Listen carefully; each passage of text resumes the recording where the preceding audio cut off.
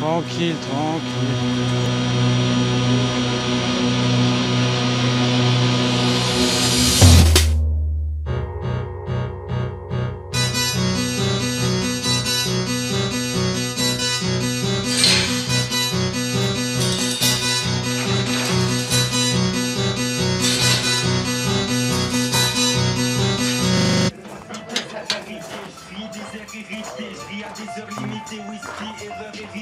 Oui, la débilité, ils sont félicités. Souris l'imbécilité. J'ai toujours dit que si je m'installais, c'était avec du monde et que j'avais envie d'ouvrir voilà, un lieu ouvert à différentes personnes, de passage, pour que ça vive en fait. J'avais pas envie de me retrouver tout seul dans un hameau à faire du vin, ça c'était hors de question, j'aurais pas tenu un an, ça c'est sûr.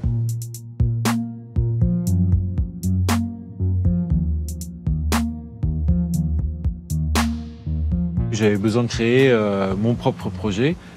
Faire du vin en nature, c'est vraiment parti de rien sur un endroit qui était complètement en friche et à l'abandon.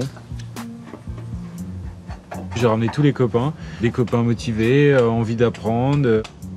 Et on a passé 3 mois de folie à faire un chantier qui était magique avec une énergie de ouf. Et c'est devenu un collectif en fait, par un peu la force des choses. Et aujourd'hui, il y a énormément d'énergie, il y a de plus en plus de monde, un endroit de ouf pour vinifier. Dans cette cave, on est toujours hors du temps, hein. Ça fait 2 ans que je suis propriétaire de cet endroit et à chaque fois que j'y descends, je suis toujours aussi ébahi. Là, il y a toute une histoire où il y a eu du vin de fait de génération en génération.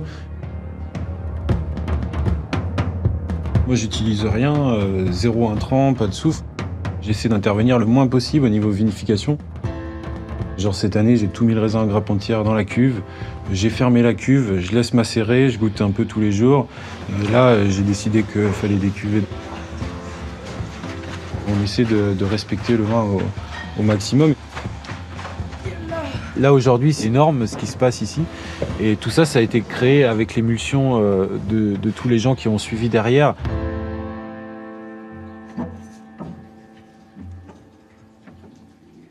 Je fais des pressurages très lents, entre 10 et 24 heures, même des fois plus. Et là, je recommence un peu à tirer les derniers jus. C'est les jus les plus concentrés et ceux qui vont amener plein d'arômes et plus de complexité. Et là, j'arrive au bout des verres. Donc ces derniers jus, pour moi, même s'il n'y en a pas beaucoup, c'est très important de les incorporer dans l'assemblage final.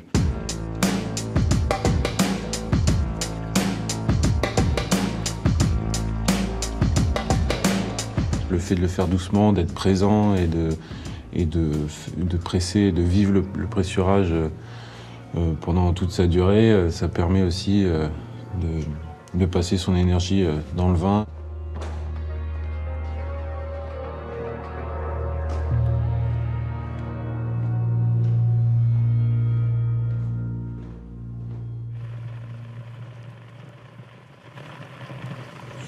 Ça bouillonne bien comme il faut. Après la petite Pinot de Nice là, ici. Bien un peu.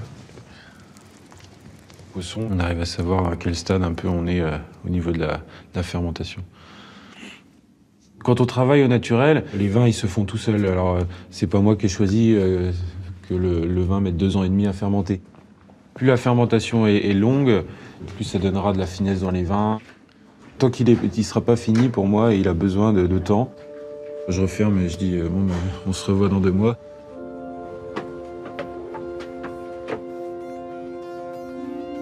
T'aimes bien ça? Oui. L'idée, c'est de changer souvent d'étiquette et puis de faire quelque chose qui est représentatif à un moment donné. C'est comme mes vins, ils sont complètement différents chaque année. Cette série, moi, elle me fait vraiment plaisir parce que elle met vraiment en valeur tous les copains et tout leur savoir-faire. Et moi, je me dis, si je peux vendre mon vin et en même temps refaire vivre un lieu grâce au vin nature, j'y vais quoi.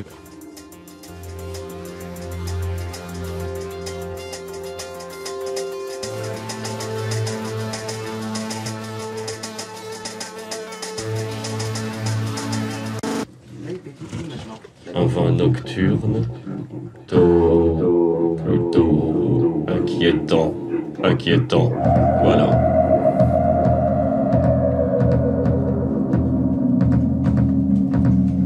Bon là je crois que c'est clair que c'est le cœur qui bat, hein.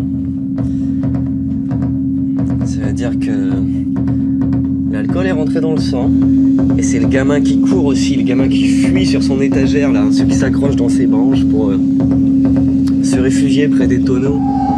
C'est pas un vin joyeux.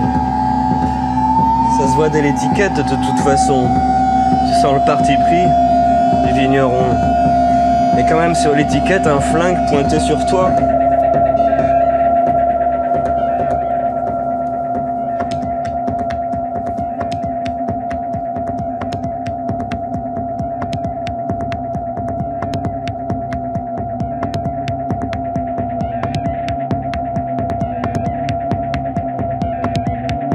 Vivra bien celui qui boira le dernier.